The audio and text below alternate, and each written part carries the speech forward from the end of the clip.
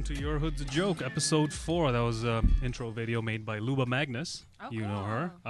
Welcome to episode 4 of Your Hood's a Joke, the podcast. We've got Cathryn Naiker from the Beaverton and Anubha Momim from Vice. And we had a random video just pop in there. So, sweet, awesome. So this episode, the last few weeks, actually, we've had mostly guys. Shocker. We had 2 women and Shame 5 on you. dudes. Men in I comedy, know. get out of here. I know. Were they I white? know. No. Oh, well, there's No. that. I am only blind when it comes to women. Okay, that's only one ism I got apparently. No, but it was also like availability. Wednesday afternoon, middle of the day, like. Men are unemployed. Women Exactly. have to work. You're actually out there working with the higher levels of education attained in the last 10 years by women. So yeah, this episode we're going to talk about women of color in entertainment. That's why you're here. We're going to talk about, there's also like a increase of South Asian comedians in mass media right now. We're going to talk a little bit about that. Safety issues, safe shows, all the good stuff. But before we do that, we're going to play a quick 30-second clip of Cathryn roasting Oshawa during the New Year's show. People loved that clip. It's doing really well right now. But also I want any new listeners to get a sense of what this show is about, what the levels are, so they're not surprised by the content of what comes in the next 45 minutes. So we just throw it over to DJ Devin. Whenever you're ready, we're going to play a quick clip. Okay, well, first of all, I want to thank my opponent for taking the 2 buses, the train, and the subway to be with us tonight. Thank you.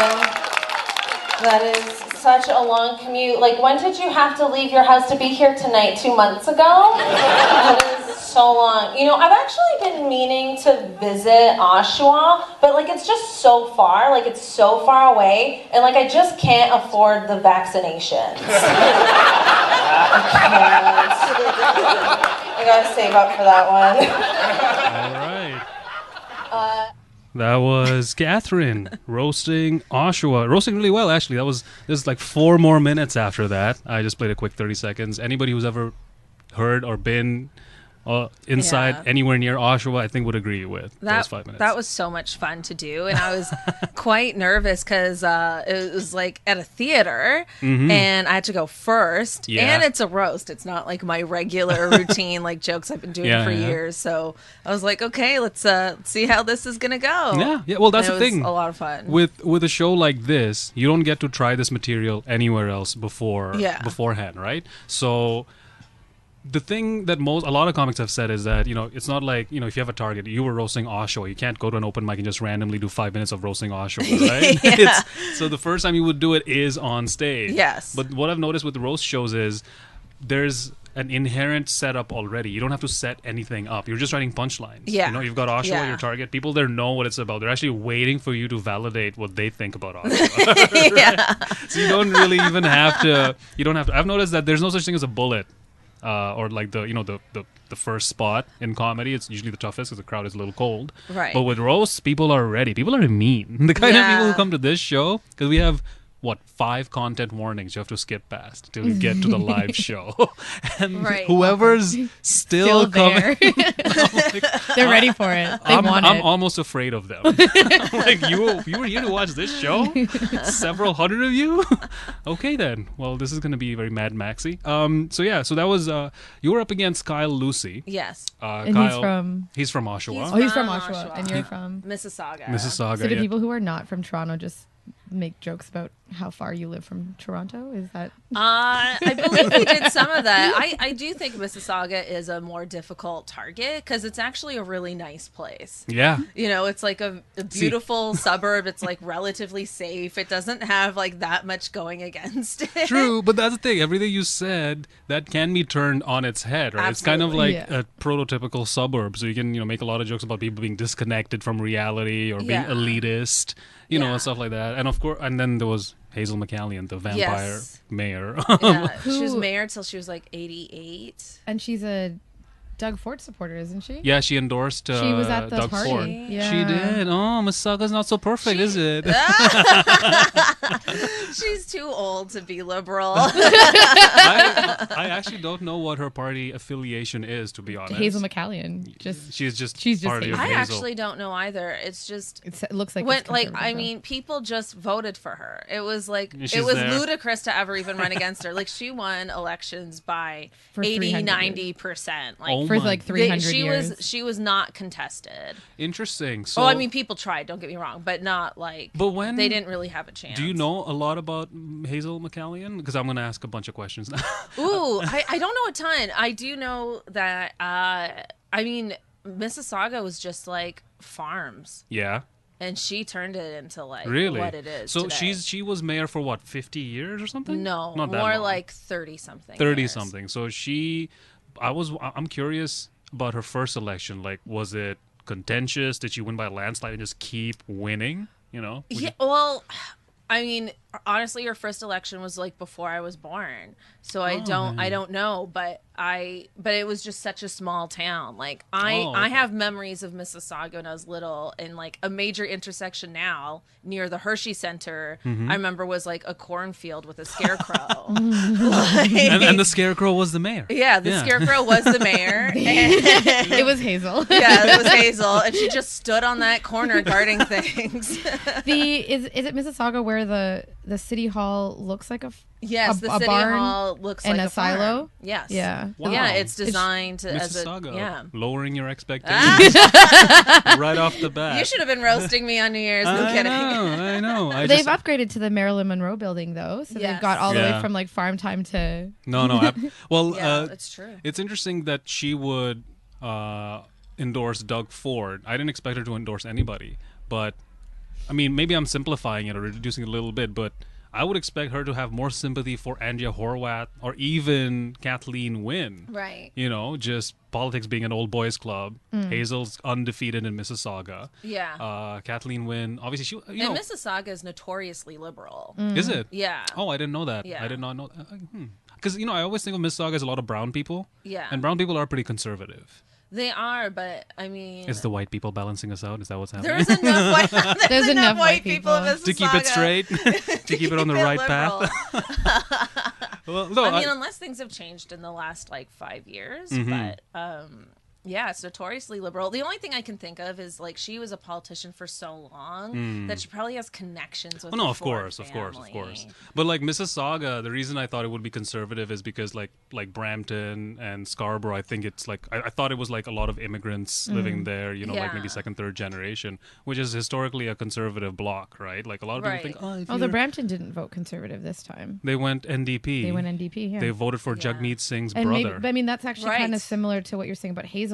It might have less to do with the party and more to do with the person. And I guess. so- No. I guess that's pretty much it. It's just with Hazel, I thought, oh wow, well, I guess a liberal place like that would have more, wouldn't endorse Doug Ford, but whatever. Yeah. What But do I think know? By the time Hazel was done, people were a bit over it. Yeah. Okay, yeah, no, Yeah. that makes sense. Now I want to pivot to the actual thing that we want to talk about, and actually, Mississauga is a great way to talk about it because of the whole idea of immigrant parents and just like brown parents being more conservative when it comes to Yeah. just a lot of things, right? You're half Sri Lankan? Yes. Well, my dad's Tamil, but Tamil. he's from South Africa. Oh, okay, South Africa. And Yeah. your mom? My mom's very British white. British white. British? Yes. Old yes, school white. Yes, old school white. She's born here, raised here, or My she's mom from the was UK? born outside of Seattle, Washington. Oh wow, Yeah. traitorous British white. Yes, exactly. Not even in the UK, in the rebel colony. Yeah, I'm pretty yeah. sure British My people still mom- call this the my colony. mom's more pink than she is white. She's so Okay, white. okay. I love her very Okay. much. And Anubha, you're pure Bangladeshi. I guess, yeah, if you want to give me that label. I mean, I suppose. Yeah, I do want to give you that label. I mean, obviously, at the time that my parents were being created, Mhm. it was India, or it would have been East East Pakistan? Pakistan. Yeah. And then during my grandparents' time, it would have been India. And Yeah. then by my time, it was Bangladesh. No, So same I with me, would right? say- Yeah. So I was Yeah. born in Bangladesh, and both my parents would identify as Bangladeshi. However, I don't have a dad, so I have one. Yeah, parent. neither do I. Okay, join the club. Just trying to be unique in here. Okay. Your lack of dad's not going to be your nose ring in this conversation. I have one too, or not have one in You this. don't have a nose ring. Exactly, but on this not having father's realm, I can compete. I also don't have it. Boom! Oh, guys. Boom! Yeah, Bring there it we go. back. Boom! I don't know. Brown kids There doing we it for go. themselves. Yeah, exactly. Go well, brown actually, moms. no, I shouldn't say Or that. moms. I do have a stepdad, so thank you. Okay. For Well, everything. don't Oh, show off or okay. anything. Wow. Yes, Show off. Wow. Your you know. stepdad. Yeah, exactly. I'm better than you. More people love me. But I asked that. So, but you live in the West End of Toronto now. Yes. Have you always lived in the city? When we first immigrated to Canada, we lived at Bay and Bloor. I spent Bay and Bloor. Wow, nice. I know. Very nice. It was definitely because somebody lied and said they were students and got student housing. Oh my! That is very Bengali. That is the most Bengali thing I've heard so far. I don't know if this is true, but I've heard that there are certain insurance companies that will not insure people from Bangladesh because we just commit. Apparently, the fraud that's committed by a lot of Bangladeshis. I shouldn't perpetuate this, but I've already started. So, is that they perpetuate? That's what we do here. They commit insurance fraud by saying that they're dead and they just move back to Bangladesh where you can't find anybody. Honestly, Oh, wow. Are we all glossing over the fact that Bangladesh was ranked the #1 most corrupt country in the for world. 8 years in a row? Are you scared now? There's two of us in here. Recently, Bangladesh No, I beat feel good. North Korea for corruption. Wow. And you know what? It was the first time Bangladesh won anything, so we celebrated in style. Defending champions. 8 The years. thing is, North Korea, it's more refined. You know what It I mean? is. It's really like It's also under control. You It's a- cannot it's a well- control yeah, Bengali. well well orchestrated. controlled. Yeah, It's a well orchestrated corruption, whereas in Bangladesh it's just chaotic corruption. iPhones were first jailbroken in Bangladesh before people knew they could be jailbroken. So don't say we never did anything for this world. Don't say. We just don't know how to keep things straight. So yeah, so you came to Bay and Bloor, committed Yeah. some fraud, and I don't know if I was guilty of the fraud. Then I did live in the most delicious suburb, Scarborough, Oh, yeah. for Same. my childhood. Mm.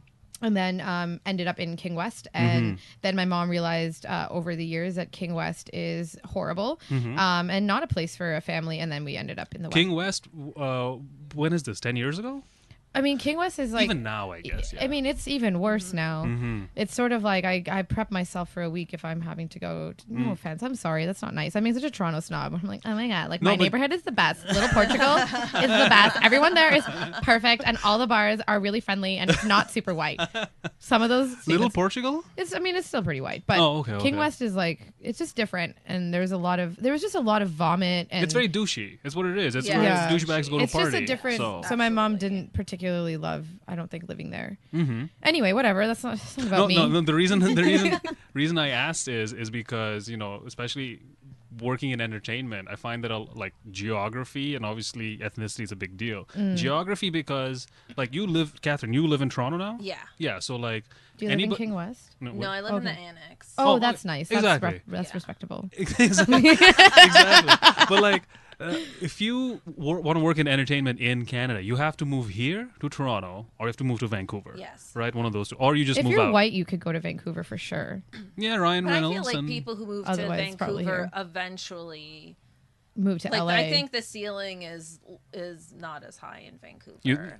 Well, Toronto is further lower down. First of all, geographically speaking. Oh. So there's more climate. Like Vancouver, if you're filming something and you want different kinds of climates, you can't Yeah, really go to for- Vancouver. right. There's also that, right? They can only basically mock Seattle, and they can do like whatever. But with Toronto, we get New York. we Chicago. get snow in July, so big deal, Yeah. Yeah, you can yeah. shoot a quick winter scene. So you have to move down to Toronto. So there's that. But the other thing is, if you come like you're like me, an immigrant then, right? You were natural born here. I was born here. So you're first generation, second generation? First generation. Because your parents, Yeah, Seattle. both my parents immigrated here. Although my mom, she was from Seattle. Doesn't What are we then?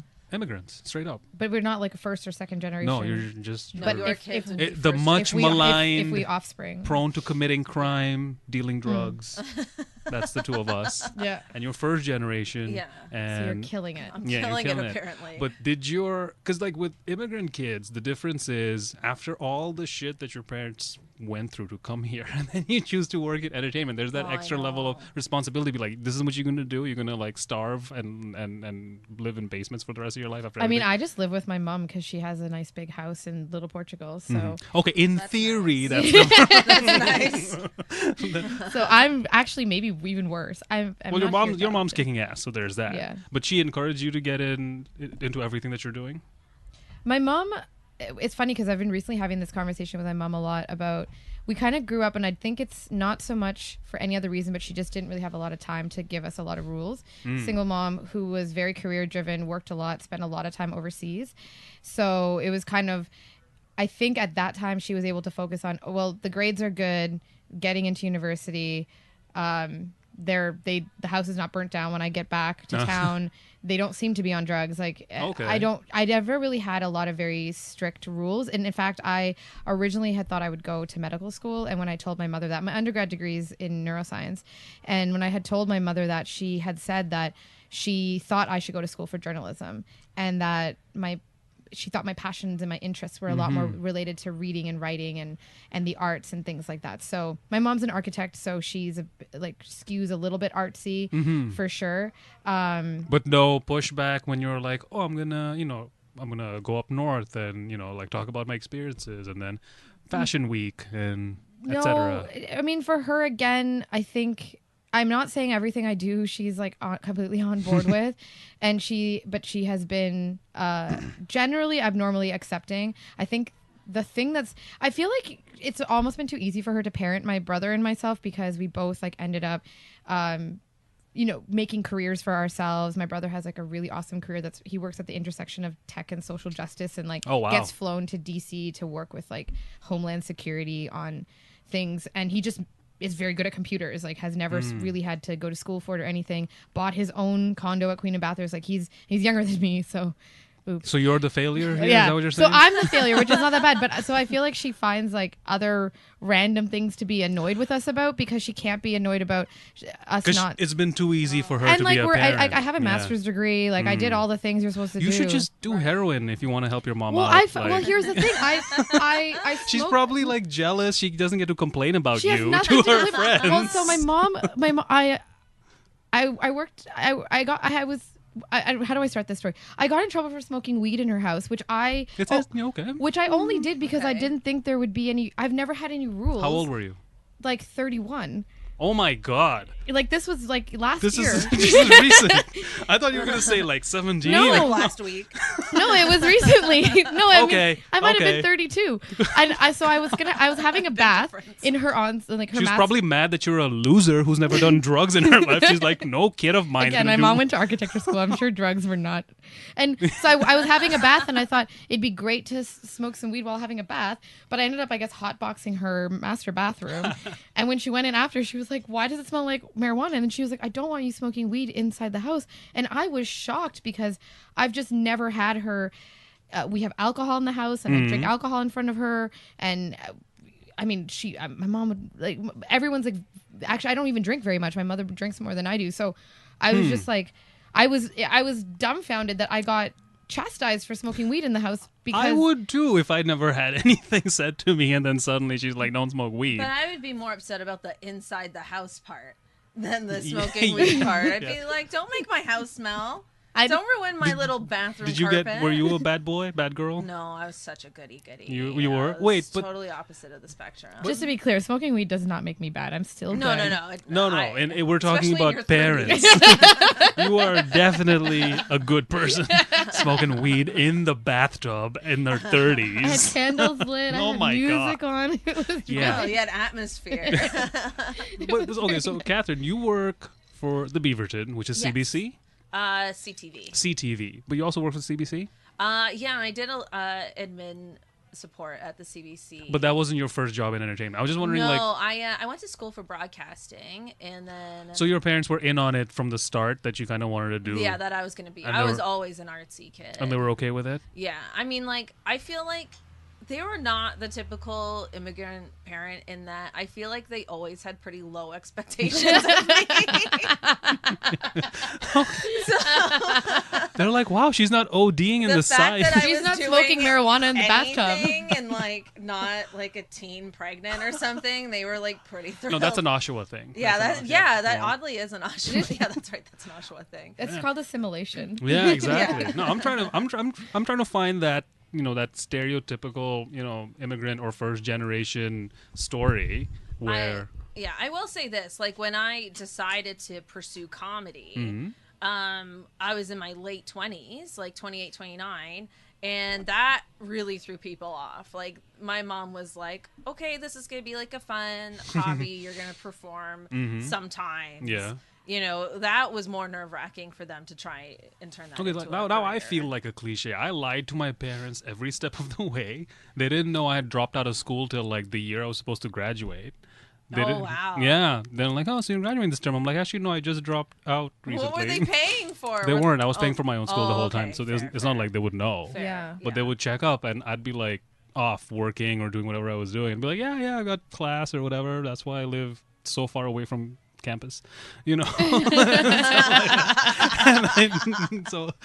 didn't tell them about comedy till a few years and things were going well, right? Because then I also quit my day job, but I didn't tell them till again I had something like back it up with, because my mom had gone through a lot of shit. We were migrant kids. Like at one point, we went from India to Bangladesh by foot, running away from home.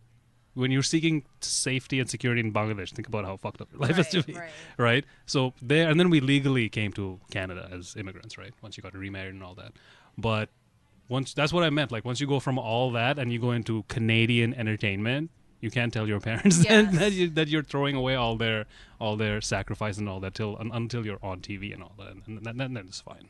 But it's true until you're on TV. Until you're on TV, and then they're proud of you. Yeah, then they're I don't know. I'm on TV, and my mom is still kind of like. I saw you relatively unimpressed during the Oscars. I know. In a Wealth Simple commercial, not on a Canadian channel, on ABC. I was bootlegging. I saw myself on Wealth Simple in Brooklyn at an Oscars party, and everybody there was like, "What?" But my mom still. I don't think she's particularly impressed. Speaking of which, the comments on the Facebook ad version of that under you should read them. It's just like racist, old guys talking about all they're talking about is your nose ring. They have a huge problem with my septum piercing. Mm-hmm. So I've watched all the other. I've talked to Well Simple about this, and they said that my video is like one of the most successful videos they've had in terms of follow through, engagement, like click through rate and watching through to the end. And I was like, that's because you put a brown person on. If you get a billion, all the brown people scrolling Facebook are like, is that a brown girl? Yeah, but and then they watch it. Talking about money. Yeah. Talking about money. I mean, we should be the ones talking about money. That's all we think about is money.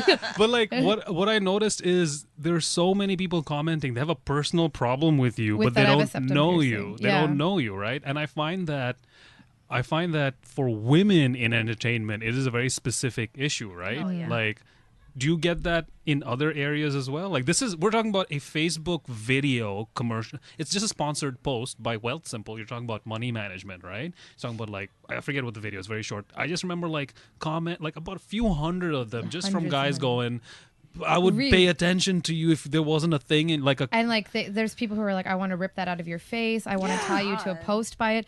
The worst part about it, I mean, I don't know worst or best, you decide. Mm-hmm. But when I went back, I don't read them usually. I obviously don't respond to them. Mm-hmm. But I went back and I noticed, because people tagged me in their comments, and a whole bunch of Indigenous women are going in and like defending me and responding to the trolls. And I was like, as if they don't have shit to do. Yeah, like, exactly. Stop giving people work to do that already have other shit to do. And I lived in Nunavut for the last 4.5 years before I moved back to Toronto, and a lot of Inuit women are starting to reclaim their traditional tattoos, and they're on their faces. And one of the things that I've talked about with them is that for a lot of white people, they are particularly uncomfortable when we assert our race on our face, on our culture on our face. So I have a particularly large septum piercing, and it's solid gold because when my mom suggested this piercing to me, and when she did, she said my only rule is it has to be solid gold because we don't fuck with alloys. We're South Asians. Fair. So, and it's big, and it's not like the little cute one that a lot of white girls have. It's not the little tiny ring that you can flip inside. It's big, and it's very noticeable on camera because it's very big. It's large. And so also with the face tattoos, like it just is a reminder that like we're no longer going to look the way that you expect us to always look. Yeah, there's a Bavarian saying, Mia san Mia, we are what we are. That's because Bavarians in Germany get picked on because when you think of German stereotypes, Lederhosen and all that, that's Bavarians, right? So they're like, okay, big fucking deal. This is who we are. So they have a very quick saying about that. And the face tattoo thing is interesting because I've heard that from indigenous women. Some of them have that stripe tattoo from the bottom lip down. It depends on like whatever it is, but they've specifically said that when they're out in public, they'll have people going like talking to them specifically about like their First Nation-ness, or like or how indigeneity. How much of it. I'm like, why does it bother anybody else? Well, people will ask like if it's a costume and things like that, or like, are you going to a Halloween party? And I think it really, really offends because white people, like colonizers, made us take these piercings out. Like this particular piercing, every brown-skinned culture I've ever looked at has had this piercing. Whether you're from Latin America, like indigenous Latin American, indigenous Canadian, indigenous to South Asia, everyone's had this piercing, and then or indigenous to Africa, and we've all been told to take it out. Same with face tattoos. So right. we were part of colonization was removing that culture from us. Tea is good. Tea is delicious. Let's so not good, deny it. A London fog. I'd take it right now. I mean, give me some foamy milk and cream I of don't know Earl if Grey. it replaces piercings. But I fucking love London fogs. We got tea in return. Except I don't like. But they took our tea. Versions.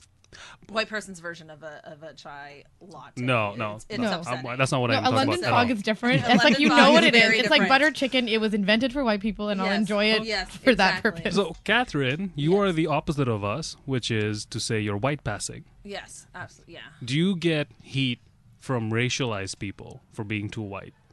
Like from other brown people, for example? For being too white? Yeah, do you get like associated I'll get heat? Comments like, oh, that doesn't count. Right, like you don't count in the conversation, or like your opinion on something. Or like if I'm wearing like a sari or something because I'm at like a wedding or like at the temple for some reason, I'll get looks like, what is this white girl doing here? what is this white girl doing here? Oh my God, yeah. I get that. Or when I was little. And my dad and I were out, like, because my dad's Indian. Yes, people don't know what to make of us because we don't look like father and daughter at all. Does he get stopped by the police a lot, or did he when that was like, or security being like, what's happening? I'm like, what are you doing with this little white girl at the airport? We would get a lot of looks. Really? No, we didn't get stopped by the police. No, I just mean just in general, be like, all right, sir, I have to ask.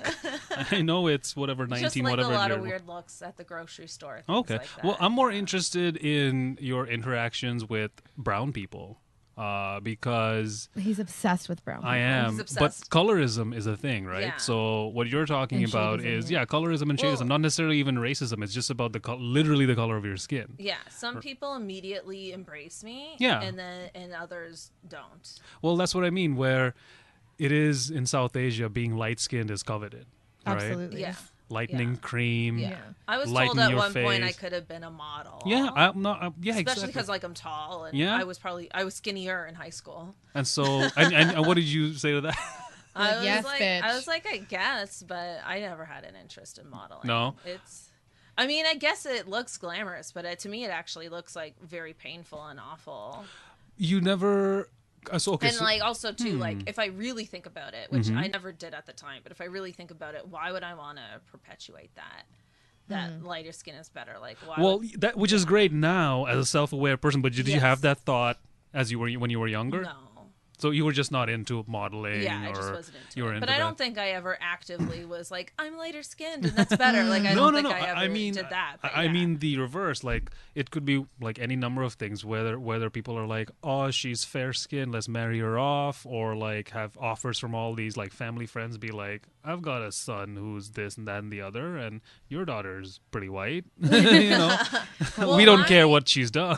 How Bollywood. My family was very, I guess I could say progressive, but it works two different ways. My grandmother really like rebelled. Like she had a love marriage. Like she didn't have an arranged marriage, and that was like a big deal at the time. And so, you know, the idea that I would have an arranged marriage wasn't really on the table. Okay. I mean, she did ask me once, like if I was curious and if I wanted her to make some phone calls, and I was like, no, you don't need to do that for me. But that was like a one-time, very quick conversation. What about in comedy, itself? There's a lot of focus now, obviously, on diversity, inclusive shows, women of color in comedy in particular. Yeah. Do you find you get overlooked, or you have to try extra hard to be like, no, I count? I think for the most part I do get included in that category, but I think when it comes to anything that involves, like for stand-up, I'm definitely considered diverse, and I get booked to all the diversity related shows. Yeah. I don't feel I have a problem being represented there in terms of stand-up because it's my voice and it's my point of view. If it ever came to like casting, I would never be cast as like a South Asian person. Oh, hell no. Not even close. Like a Spanish dude. South American. But that makes sense to me. So it's like when it comes to like, oh, like if they need like, I would never be considered diverse casting is all I'm saying. Really? Yeah, no. Tina Fey said that. Unless I wrote myself in something, and I wrote myself in as a mixed race person. Oh, okay. And that was like a part of the story. If you did that, would you have to mess with your hair to make it like curly or something? My hair's pretty curly. Oh, it's in a bun right now. Yeah. Okay, because those are like little signifiers they use, in mass media, right? Like curly curlier hair, ethnic. Something about, like brightly colored glasses even sometimes. Oh, you're different. Yeah, to signify add it. a little I'll bit get a scepter piercing. Yeah, and septum, a scepter. Septum, sorry, yeah, that's whoops. You want Merlin's wand through your nose? Yes. King Arthur's. Triton. Yes. That's hilarious. Okay. So in the remake of The Little Mermaid, it's you. And yeah, you just need to color your hair red or whatever. Be like color it red. No, but she's King Triton with the scepter. So. Oh, well, I guess he has a trident, not a scepter. Anyway, it's a trident. English is not my first a language. Trident is a kind of scepter, but I mean, it's my first language, and I still mess with it. So. Immigrants are usually better with their adopted language than native-born speakers. Yeah. Just because you have to learn the rules. You give a lot more time to the colonizer's tongue. So there's that. Interesting. So so I'm just gonna keep going with this thread because I like it. So you haven't done stand-up or like live comedy, right? But you're like working in entertainment. Yeah. Do you get a similar dynamic that Cathryn does when it comes to like race-based casting? Like you're specifically like the exotic foreigner, like very foreigner. I don't think I've experienced that because my entry point into entertainment was very different. I've never like gone to an audition or anything like that. It was because, I mean, it's like the most like millennial thing you'll hear today, but like I got my start because I had a blog and my blog was really popular. So and with the blog at first you wouldn't really know what I necessarily looked like. It wasn't a lifestyle blog about me. It was a place blog about Kadivit, which is where I lived for 4.5 years. So I started really writing, doing, I guess what would count as like journalism, writing articles for things like Vice and the CBC and the Huffington Post. And from there, I think people realized that like I wasn't ugly and then they were comfortable putting me on camera. So I definitely don't think that, I don't know. I'm sure it helps. What about within the industry? Do you find, because one main difference I've noticed when I talk to female producers is how the system talks to them and how talent talks to them, right? I've had female producers show me messages from guys who I would never expect to talk to me the way they speak to them, right? When asking for something, right? Right. Asking For for sure. a spot on their show or asking for like some kind of favor. Yeah. And if they ever get turned, like this is entertainment. You have to turn people down all the time because of XYZ reason, and people you expect generally understand, right? Yeah. Scheduling, you're not the right fit, blah blah blah, 35,000 things that have nothing to do with Yeah. you, right? And whenever I say no, people are like, yeah, sure, but thanks for considering me anyway, blah blah blah. And the same people, I see how they interact. I'm talking about guys here. Yeah. With women in charge, and it really set me back because I'm like, I know that this happens, but I didn't expect that dude specifically Yeah. to say that. Do you get some of that? right. Do you get that? Whoa. Well, I work as a production manager, which is like fairly high up on the call sheet. And production manager, I love spreadsheets, and I love have to. Me and too. I love budgets. And the production manager is very much involved in making sure like things like people get paid. And I find, that men tend to be a lot more demanding about when am I getting paid? I haven't been paid yet. Why have I not been paid yet? And I've actually got messages that are very aggressive and threatening because they haven't been paid yet. Though I'm submitting timesheets or checking timesheets, I'm not the accountant. Is there Right. only one production manager, or have you had a chance to see how people behave with male production managers? What I found was on the show that I'm the production manager that people do speak very differently to the male producers. Oh, who, okay. I mean, at the cast level, they don't necessarily even really know the difference between us. I have found that people don't. What I've learned is that on set, the AD is really runs your show. Assistant director? The assistant director runs your show. If they're on set. If they're not on set, it's the production manager who is number 2. Nobody ever has treated me like I was number 2 on set. they're treating you like number 2, just not number Like 2. poo. Yeah, exactly. Number They're poo. treating you like shit. Yeah, It's they like- don't. They definitely have not looked at me and said, "You are technically my boss."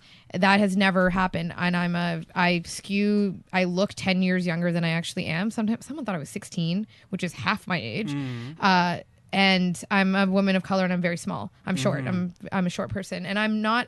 I think I have I have a strong personality, but I've never had people quite treat me like I'm number 2 on set. And I didn't even know I was number 2 on set. What about Cathryn? You write for the Beaverton. Yes. So you're in that writing room. You're a regular. You're like a Yes. hired writer. Well, yeah. So how racist is the Beaverton staff?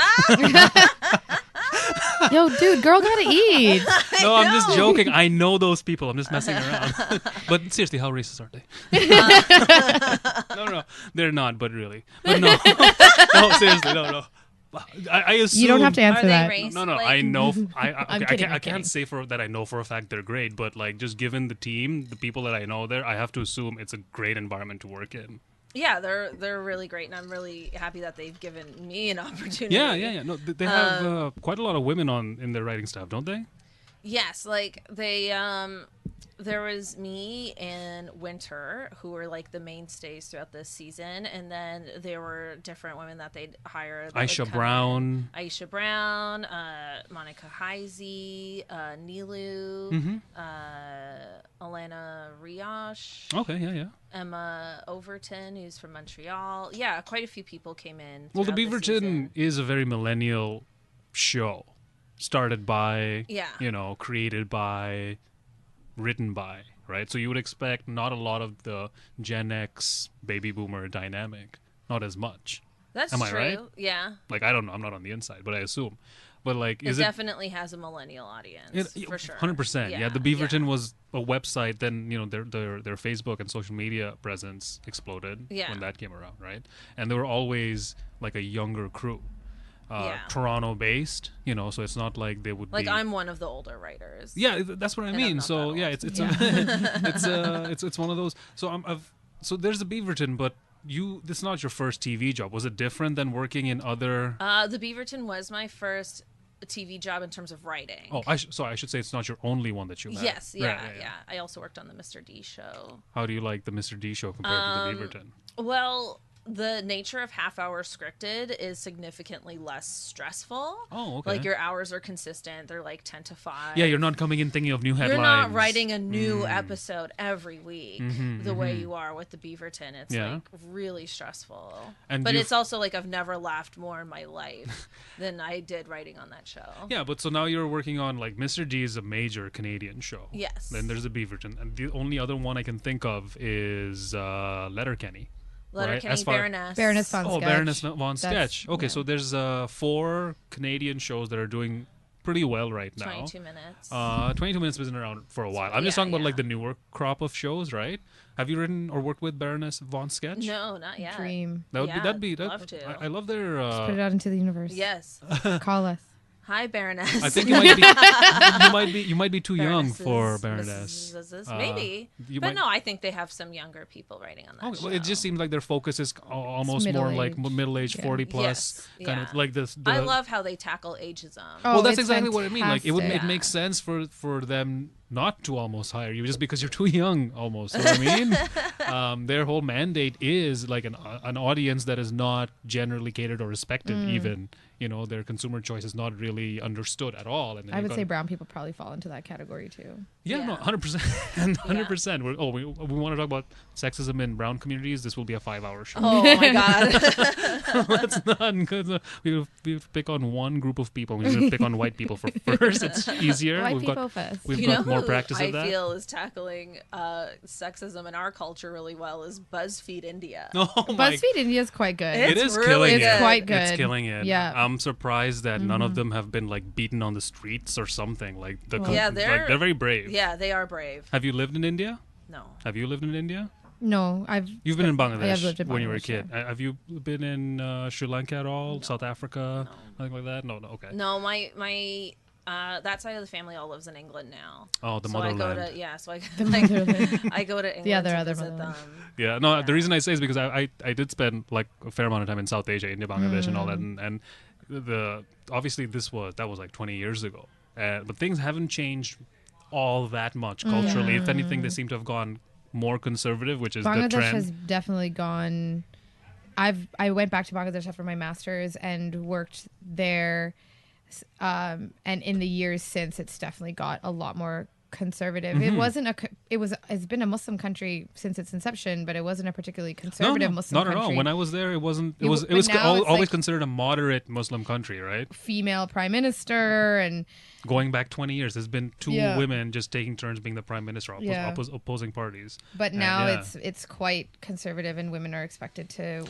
There's generally globally, there's been a more conservative slant for the last like 5 years, right? It's not just the U.S. and Ontario or even like Russia and parts of Europe, like the Visegrad countries like Warsaw, Poland, even England. They're all going conservative, but it's also China, India, Bangladesh is like most of the world. A lot of human. Most of the world is socially conservative, right? That is just something that I think in North America we don't necessarily appreciate because. First of all, everybody's in their little algorithmic bubble. Yeah. We all think that everybody. Because the algorithm told me everybody was super leftist How could they and not? queer. I thought everybody was gay. I thought the whole world was going to vote NDP. And, There wasn't anybody on my Facebook telling me to vote for anything other than NDP. Yeah, exactly. So we live in that bubble. And everybody was at Pride. Like, I'm just confused. I'm so confused. That's what I mean. So you step out of your online bubble and you go outside and you hang out with the same people, essentially, right? But if you're BuzzFeed India, that's not happening. The second you step outside of your cubicle, absolutely. there will be pushback, even sometimes from people in your own office. For sure. Somebody's like, I didn't like what you said because that's not how women are supposed to be, blah, blah, blah. I think that happens here, too, though. I think there's still a lot... Oh, sure. I'm just saying the level we're talking about in India and Bangladesh is just not even the same. We're talking about like physical harm can come to you. Like the story in Australia, for example. I forget her name, the comedian. She was just murdered a week ago. DJ Devon's going to throw up that clip or like the article from CNN. No, I think her name was Eunice. Yeah, Eunice. Dixon. That's what I just said. And you said no. It's typical man. Oh, I didn't even hear you, but Yes, typical man. Thank you. Show me how to lock my bike. I will show you how to lock your... Women don't know how to use locks. We all know this because you don't know how to put keys into things. What? I'm joking. Literally when I was coming, I'm joking. Literally when I was coming here, I was late by like 5 minutes because this man stopped me to tell me how to lock my bike. While she was locking her bike. While I was locking... I did... Stop. But like I'm not even joking. One, don't have a Oh new... my God. I have a nice bike, but not a particularly new bike. I was like, does this bike not look like I ride this... I've had it for 2 years. He legitimately stopped in front of a streetcar to tell me how to lock my bike. That's yeah. I'm not kidding. That right before I got in here. So yeah, what's Eunice Dixon? That's what it says over there. So yeah, so she got murdered, raped and killed. She's a newer comedian. She's in her early 20s. She was walking home and she was attacked after she texted her friend, "I'm home safe. How are you?" Right? After she sent that text, some 19-year-old dude, I forget his name, Jared or something. Maybe, wow. He raped and killed her, and a lot of her set was obviously talking about safety and what it's like to be a woman in comedy. And like, I've noticed that in Toronto's comedy scene as well, whenever women talk about how they sometimes feel unsafe, there's usually a big pushback going, "No, you're not unsafe. This is Canada. This is not some third world country, blah, blah, blah." Right. Well, here's Australia, which is considered one of the Five Eyes country, the countries that have surveillance pacts because they're all considered economically similar. Right. She was killed literally like a minute or two from her own apartment, from where she lived. It's my literal nightmare. Yeah, exactly. So like the question of safety and security and all that, whether it's India or Canada or Australia, still like exists.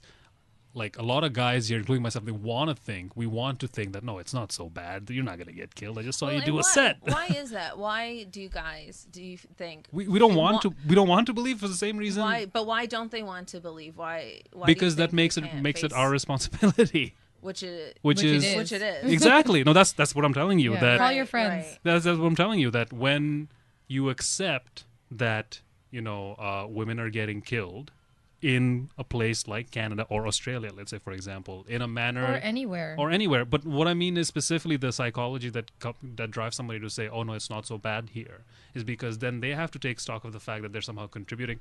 We have to, that we're somehow contributing to that whoever killed this woman obviously had a network of friends who they hung out with and talked. Like, this killer isn't like just it wasn't like what you would call the usual suspect, mentally ill, homeless, past criminal record, anything like that. It was just a young guy, right? Young Australian kid. Right. So for a lot of people, a lot of comics in Australia who would have told this comedian, "You're, being over dramatic," they probably see themselves in the murderer now. He looks like them, right? Like the guys who've been telling women, "You're fine, you're blowing this out of proportion." So a lot of that has to do with the fact that it becomes very relatable as the aggressor, right? You don't want to think of yourself as, "Oh shit, I'm a threat," not even knowingly, right?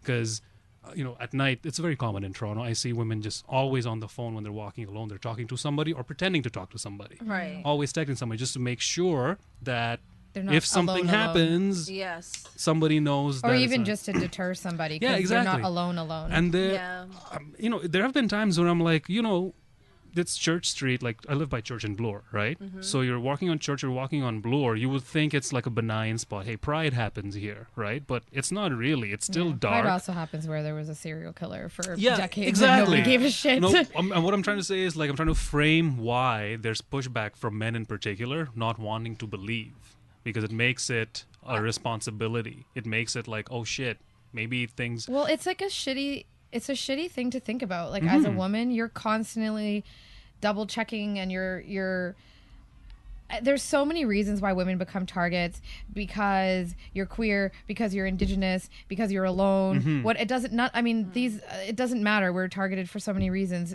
Since we're talking very specifically about women in entertainment, I think when you put yourself out there on a stage or on camera, suddenly people think you're available, and they have some access to you or some entitlement to you that they don't. So fuck you. If you didn't want this to happen, why were you? Why did you put yourself out there? Right. Specifically, if you're a woman who is political and pushing, comedians, 99% of them make jokes that are very political. Talk a lot of female comics do a lot of stuff about feminism.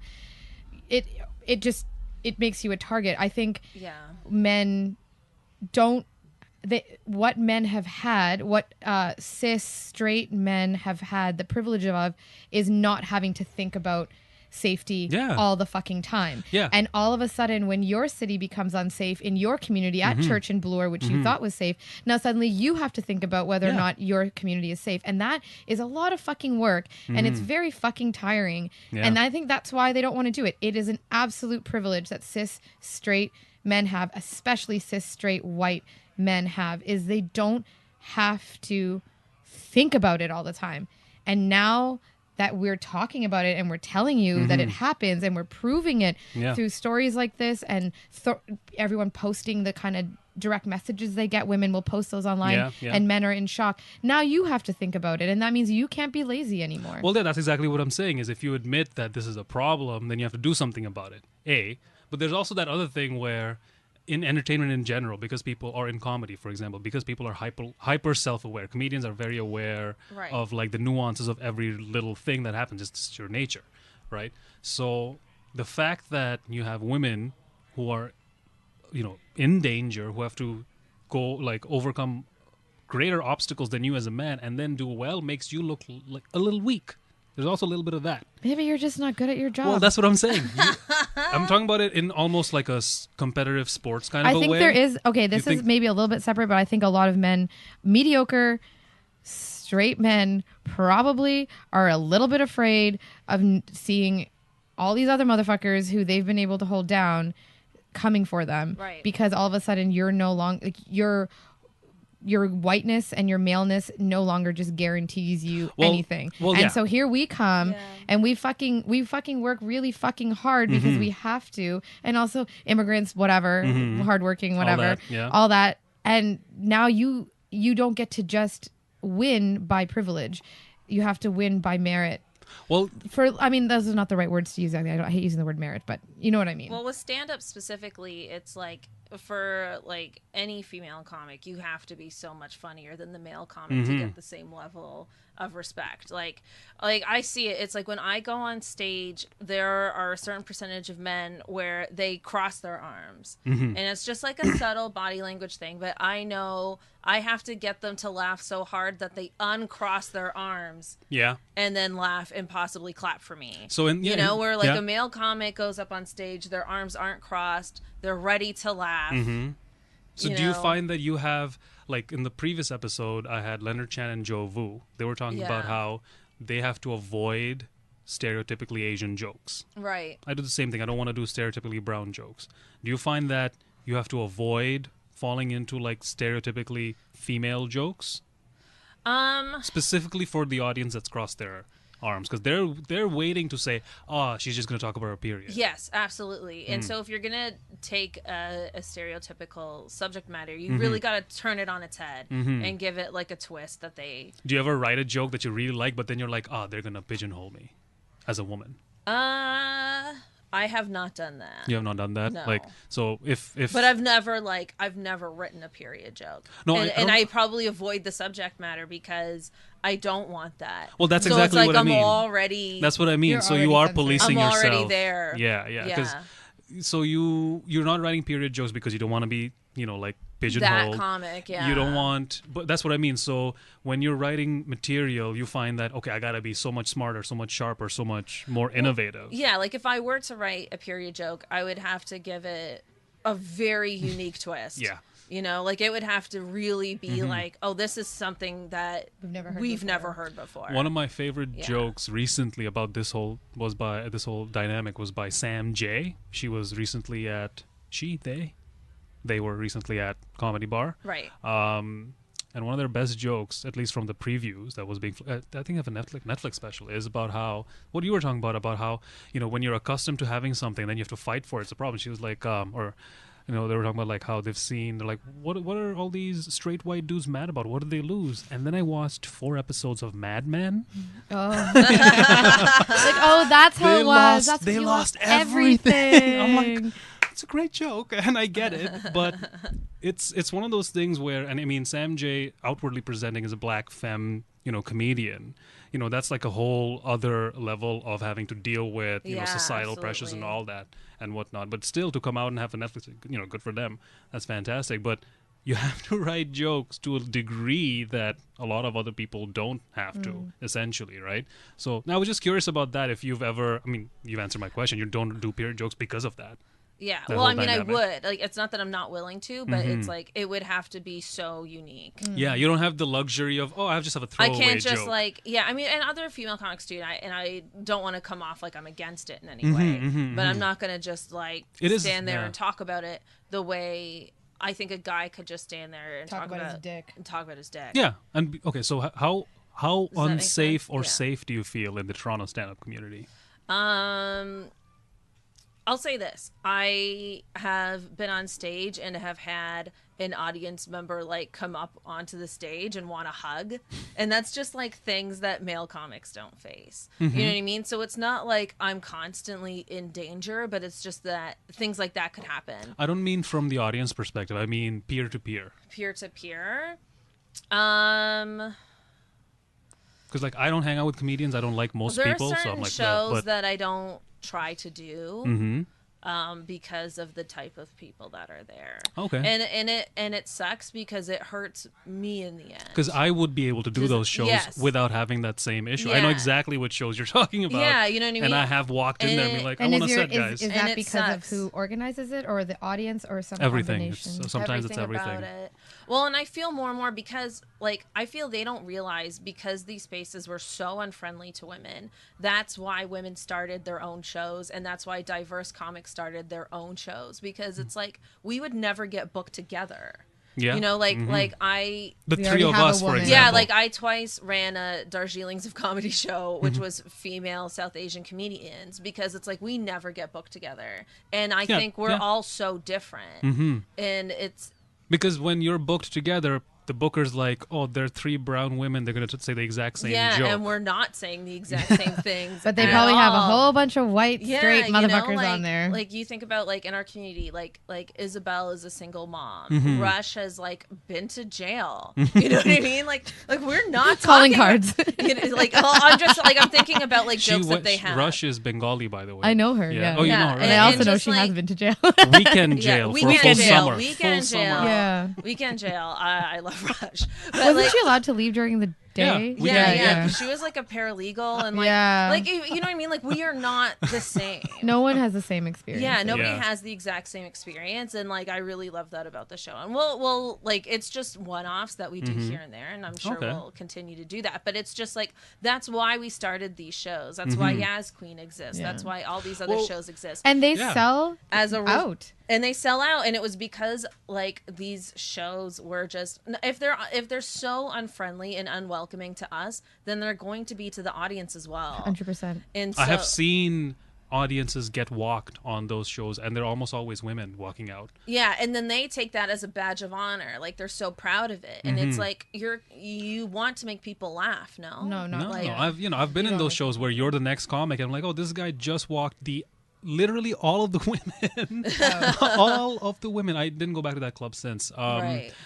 And I guess one thing they don't understand is the kind of people and the audience that's going to all these other shows, the safe shows, inclusive shows, whatever, they would have never gone to anything else anyway. So Yes. it's not like it's not in bad for competition. comedy. Absolutely. If anything, it's increasing the number of people attending live shows. Yeah. It's just a whole different audience that gave up on clubs. They're like, I'm not going to go in there and hear shit about me. Just so casual. When I'm in LA, I usually do try to hit like comedy shows, and they're not.